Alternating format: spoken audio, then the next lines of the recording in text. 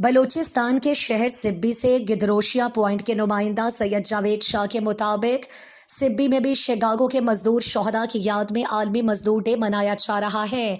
इस हवाले से मुख्तलिफ तंजीमात की जानिब से रैलियाँ निकाली गईं।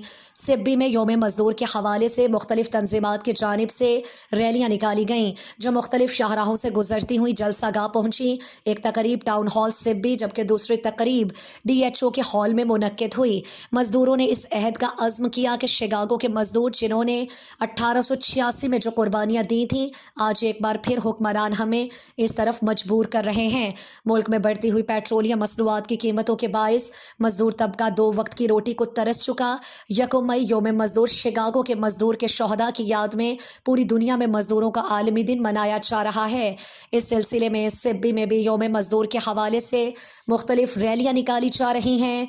रैली के शुरका ने शिकागो के शोहदा और मजदूरों के हक में नारेबाजी की। इस हवाले से मजीद जानते हैं सिब्बी से सईदुद्दीन तारिक से। जो सईदुद्दीन तारिक, बताइएगा क्या तफसीलात हैं।